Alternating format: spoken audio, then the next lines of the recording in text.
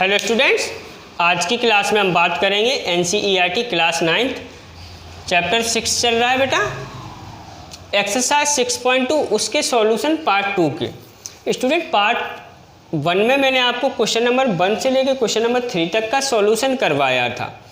आज की क्लास में क्वेश्चन नंबर 4, 5 एंड 6 की बात होगी। तो फर्स्टली आपके पास क्वेश्चन है क्वेश्चन नंबर 4 एक्सरसाइज 6.2 से।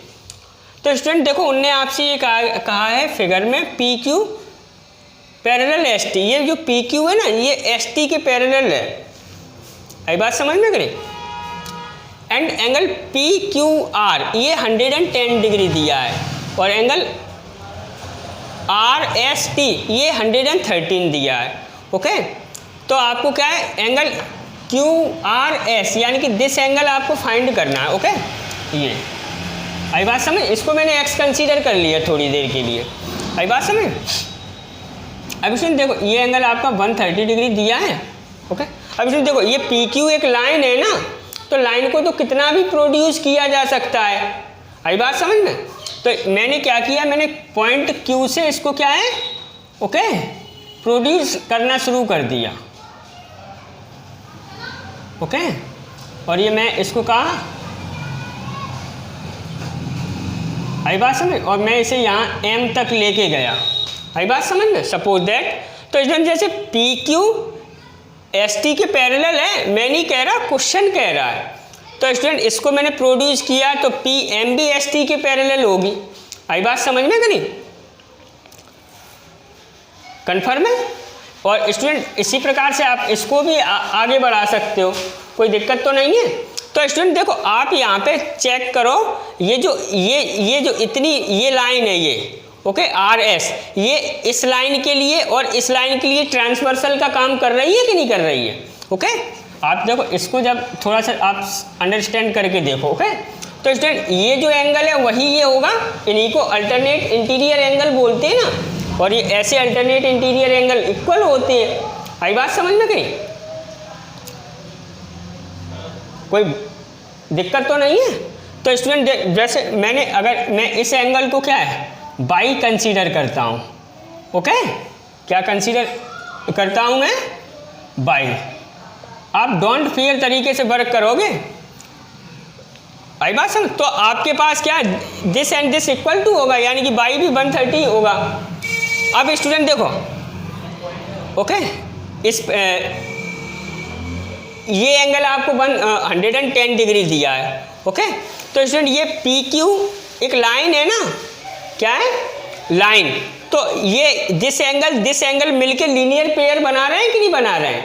ओके, तो यानी कि अगर मैं इस एंगल को क्या है, जेड मान लेता हूँ, कितना, जेड।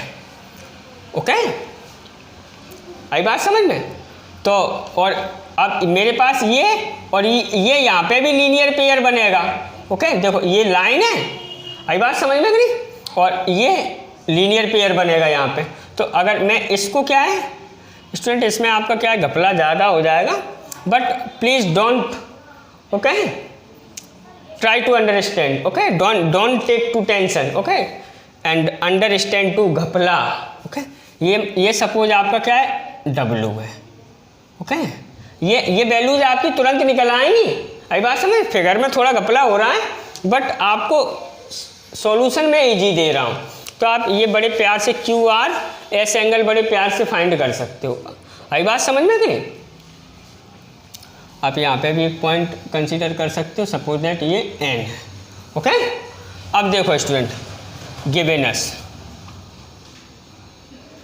गिवेनस तो आपको क्या दिया है, P Q parallel S T and angle P Q R equal to 110 degree and angle R S T equal to 130 degree.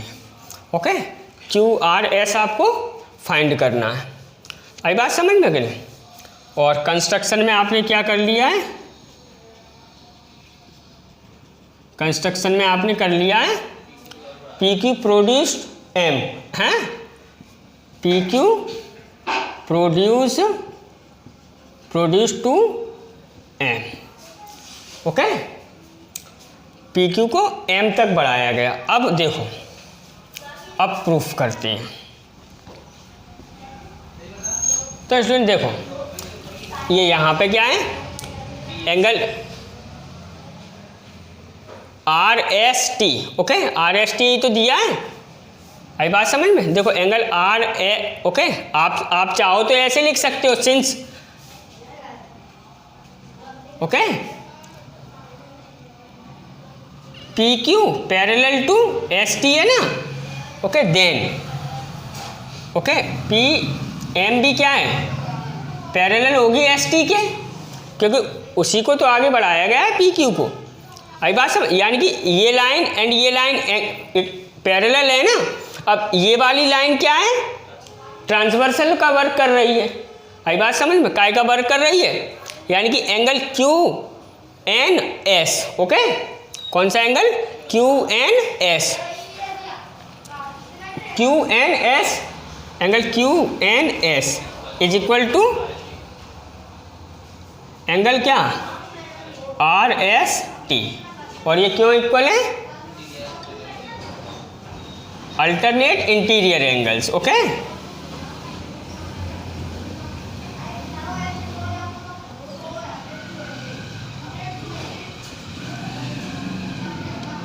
Interior angles, okay. अब इसमें देखो क्यू एन एस को मैंने बाई कहा है ना, और इसका वैल्यू कितनी है, 130 डिग्री, ओके। अब स्टूडेंट देखो यहाँ पे आप लगे हाथों क्या है, डब्ल्यू की भी वैल्यू निकाल लो, ओके, काहे की, तो Y plus W equal to क्या हो जाएगा, 180, क्योंकि लीनियर पेयर है, ओके। तो now Y plus W equal to क्या, देखो मैंने एंगल ना लिख के हाँ डेनोशन कर दिया है, तो डोंट फियर, क्यों, linear pair.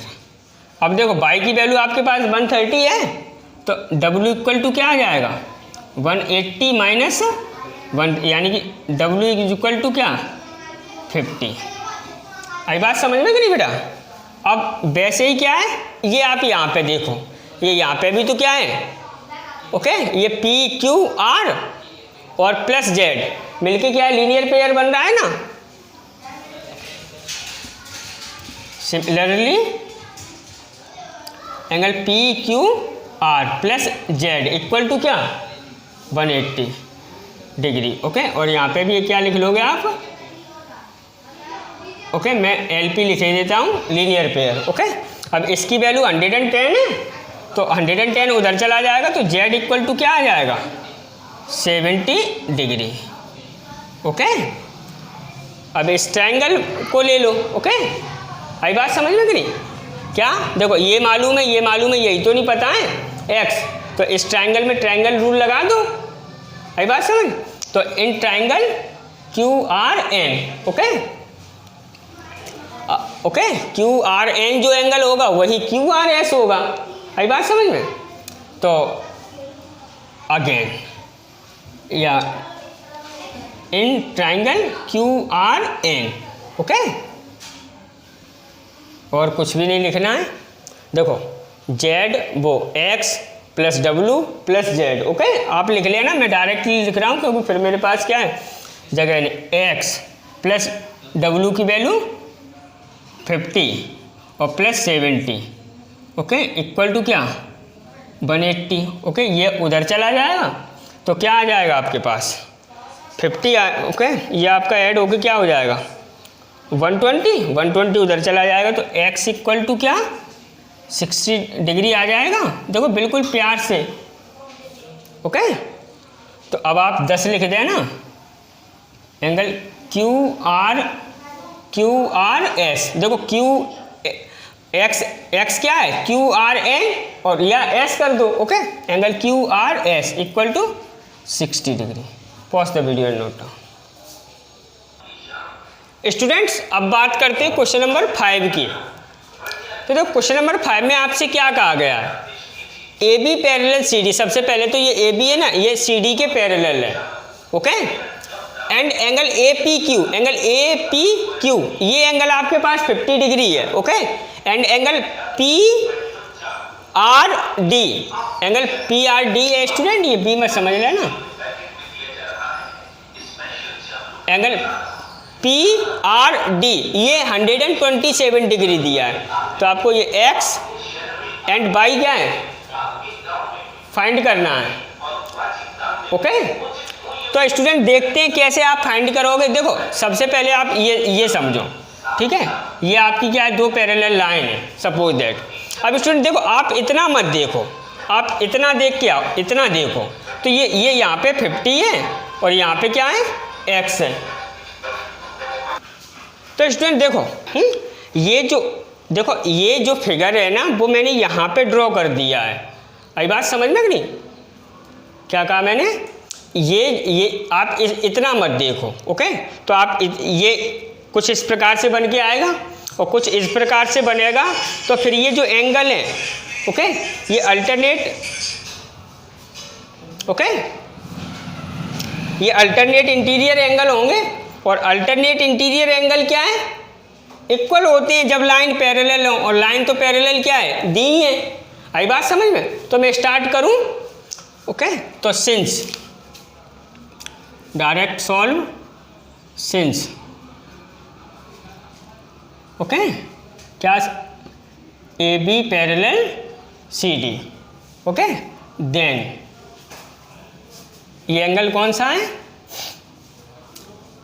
P Q R, okay angle P Q R is equal to angle A P Q, angle A P Q. अब स्टूडेंट देखो पी क्यू आर कोई तो एक्स का है ना, एक्स, और ए पी क्यू कितना है, आई बात समझ में करें, और ये इक्वल क्यों है, ये लिखना मत भूलना, अल्टरनेट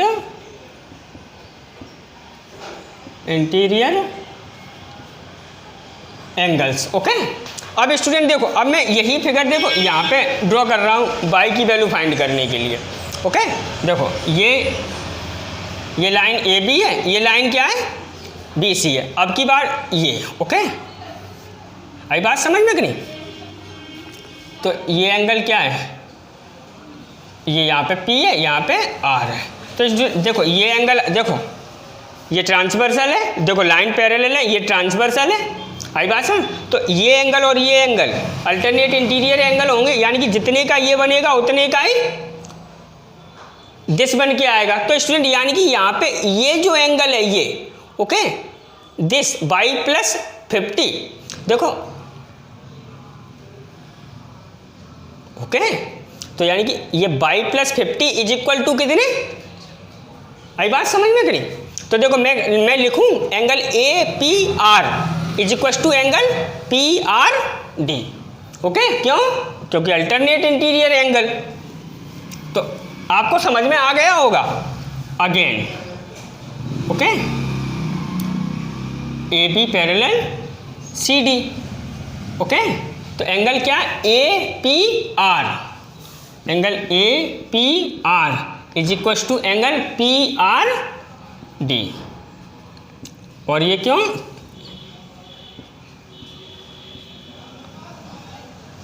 अल्टरनेट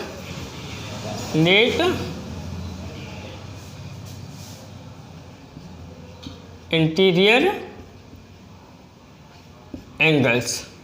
ओके अब स्टूडेंट देखो ए पी आर को मैं तोड़ के लिख दूं क्या, 50 plus Y is equal to ये आपका क्या है 127 दिया ही है। ओके तो ये आपका उधर चला गया, तो Y equal to 127 minus 50 degree. Okay तो बाई इक्वल टू क्या आ गया आपका, ये सब्ट्रैक्ट होके क्या आ जाएगा 77 degree. Okay pause the video and note down. Students अब बात करते हैं क्वेश्चन नंबर 6 की। देखो क्वेश्चन नंबर 6 में आपसे क्या कहा उन्होंने, मैंने नोट नहीं किया लेकिन मैं फिर से आपको वैसे ही सुना रहा हूँ। पी क्यू ओके पढ़ के बता रहा हूँ, P Q and R S are two mirror placed parallel to each other. Okay ये P Q and R S है ना, ये यहाँ पे आर है, यहाँ पे एस है। ओके तो P Q and R S two mirror हैं, एक दूसरे के आमने सामने रखे हैं, ठीक है, और पैरेलल हैं। आई बात समझ में? अब स्टूडेंट उनने आपसे ये कहा है an incident ray A B strike the mirror P Q. एक इंसिडेंट रे ये ए बी है, ये मिरर से टकराती है। तो देखो ये टकराई बी पॉइंट पे, mirror P Q at B, the reflect ray moves along the path B C, और बी पे टकराने के बाद वो रिफ्लेक्ट हुई और B C okay R S की ओर चली, और सी से टकराने के बाद फिर वो ओके।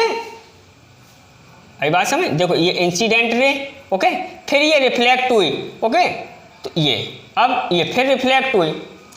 आई बात समझ में कि नहीं? ए बी रिफ्लेक्ट होके बी सी ओके।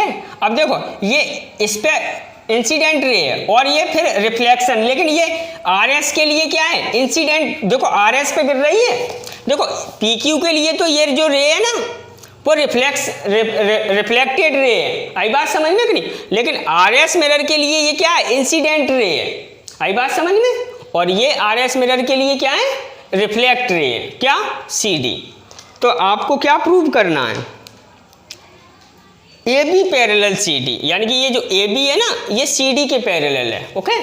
थोड़ा स्टूडेंट क्वेश्चन क्लिष्ट है बट मैंने इजी सॉल्व दूंगा मैं आपको समझ में आ जाएगा ओके। तो देखो सबसे पहले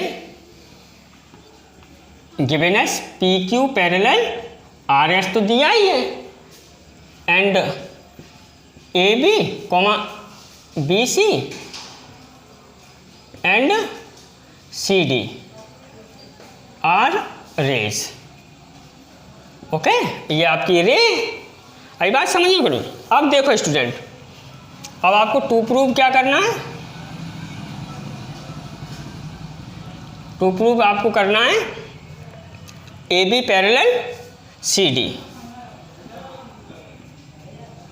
okay. A B parallel C D prove करना है ओके। अब प्रूफ पहले स्टूडेंट कंस्ट्रक्शन कर लेते हैं ओके।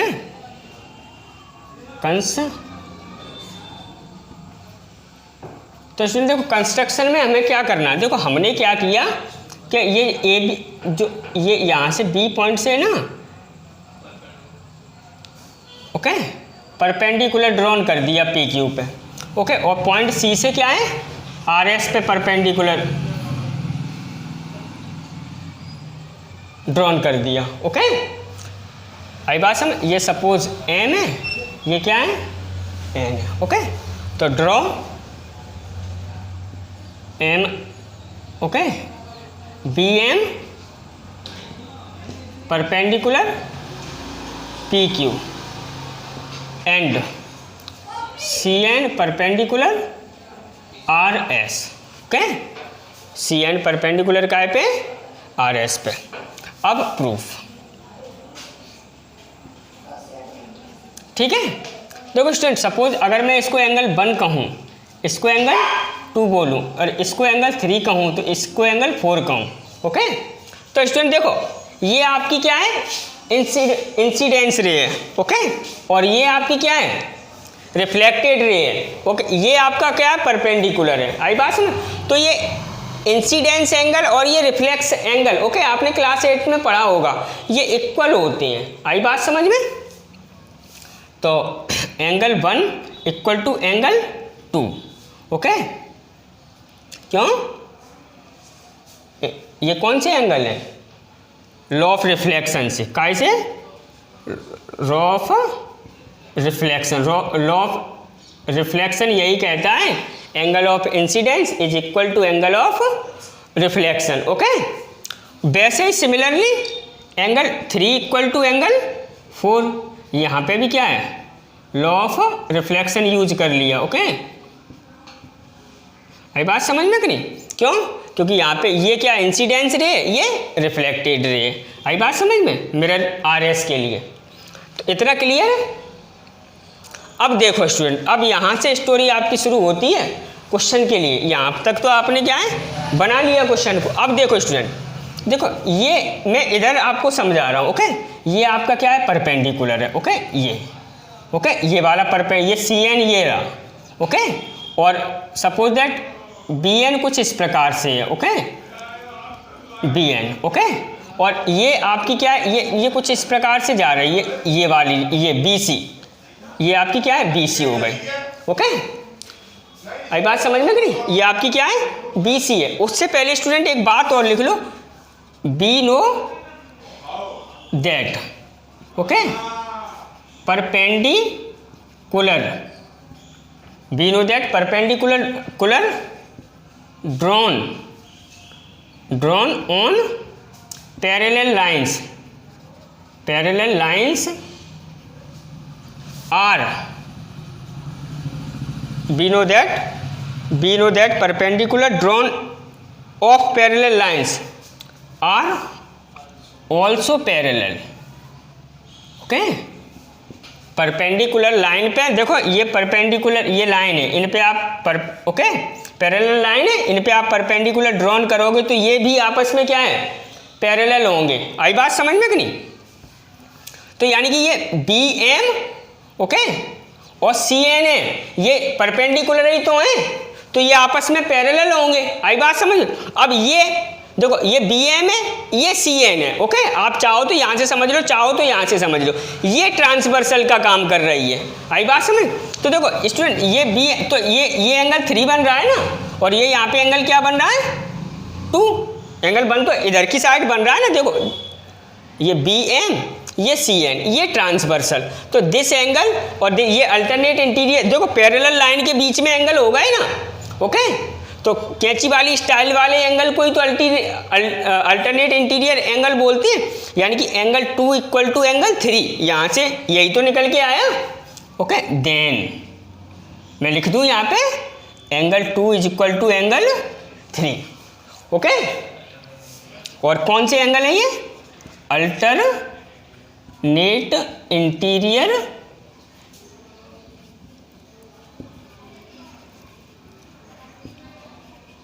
Angles, okay. अब स्टूडेंट देखो, एंगल 2 एंगल 1 के इक्वल है, और एंगल 2 एंगल 3 के भी इक्वल है, तो यानी कि एंगल 2 एंगल 4 के भी इक्वल है। इसका मतलब क्या हुआ, ये चारों एंगल आपस में इक्वल है, ओके। आई बात समझ में कि नहीं? अगर इन दोनों को आप इक्वेशन फर्स्ट बोल लोगे, इसको आप इक्वेशन सेकंड बोल लोगे, ओके। तो from equation first and second से क्या आपका कंपेरिजन निकल के आएगा, ऑल 4 एंगल्स आर इक्वल। तो मैं इसको इरेज करूं,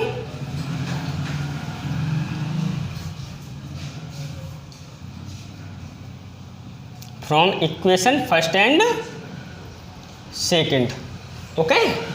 यानी कि angle 1 equal to angle 2 equal to angle 3 equal to angle 4, okay.